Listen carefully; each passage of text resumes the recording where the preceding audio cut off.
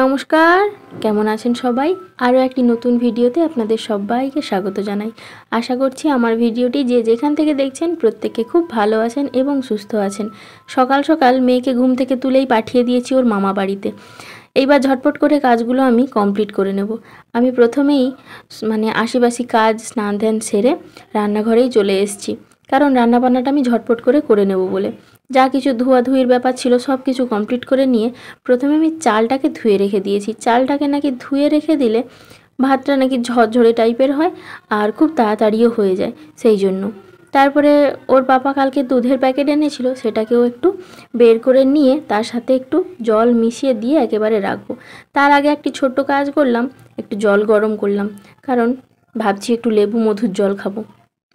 মেয়েটা থাকতে ওর পেছনে সময় দিতে দিতে নিজের জন্য আর সময় বের করা হয়নি। যেহেতু পেলাম ভাবছি একটু করেই খাই।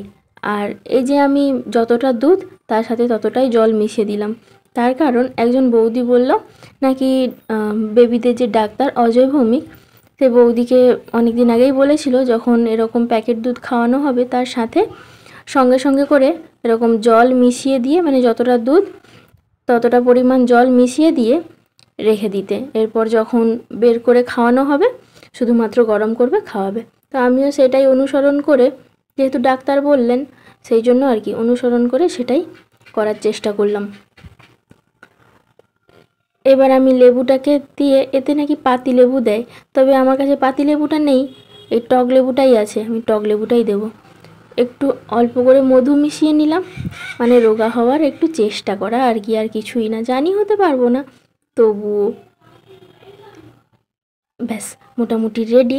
একটু নুন মিশিয়ে নিলাম, না হলে আবার আমি একেবারেই খেতে পারবো না। এতটা টক হলে কি করে খাবো বলুন তো। এই যে দেখুন, আমি সবজি কাটবো বলে বসেছি, আর আমার কাছে না একটা পুঁচকে বাচ্চাকে দিয়ে গেছে, নিচেই ওর বাড়ি, ওর মা একটু স্নানে গেছে, সেই জন্য আর কি পুচকেটা গেল। এবার আমি রান্না বান্না ঝটপট করে নেব। একটু পেঁপের তরকারি করব। ওর বাবা আবার পেঁপের তরকারিটা খেতে চায় না, এর সাথে যদি আবার একটু ডাল মিশিয়ে দেওয়া হয় তাহলে আবার সোনা মুখ করে খেয়ে নেবে। সেই জন্য পেঁপের তরকারিটা করব, সাথে অল্প করে একটু ডাল ছড়িয়ে দেব, ব্যাস হয়ে যাবে পেঁপের চচ্চড়ি, সাথে একটু ডাল ডাল ভাব। যাই হোক, পেঁপের সাথে ডালের ভাব করিয়ে দিলাম। এইবার এতে একটু নাড়াচাড়া করে জল ঢেলে দেব। বৃষ্টিটা হচ্ছে সব সময়, কিন্তু তার মাঝেও না একটা ভ্যাপসা ভ্যাপসা গরম, সেই জন্য এই পাখাটা চালিয়ে নিয়ে রান্নাবান্না করছি। আর এদিকে এক্সস্টও চলছে। সমস্ত কিছু না চললে রুমটা যেন একেবারে গরম হয়ে যায়। এইদিকে মাছ টাছগুলোকে একটু ভালোভাবে ধুয়ে নিই, কারণ যেহেতু ডিপ ফ্রিজে ছিল বেশ একটু বড় বড় ভাবটা এখনও রয়েছে। ধুয়ে নিয়ে ভালো করে এতে নুন, হলুদ আর তার সাথে একটু সর্ষের তেলও মাখিয়ে নেব।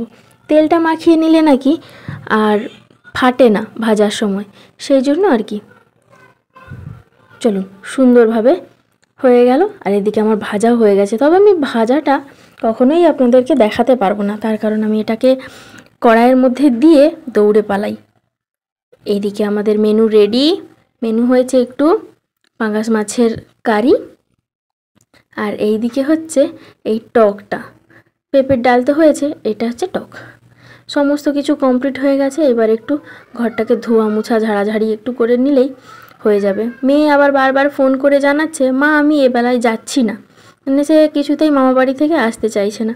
সেই জন্য বললাম যে তুই থেকে যা, যতক্ষণ থাকতে পারবি তুই থেকে যা, আর আমি এইদিকে শান্তি মনে কাজগুলোকে করে নিতে পারবো তাহলে। সেই জন্য আমিও একটু ভালোভাবে ঘর দর ঝাড়া মোছা এই কাজগুলো করে নিচ্ছি।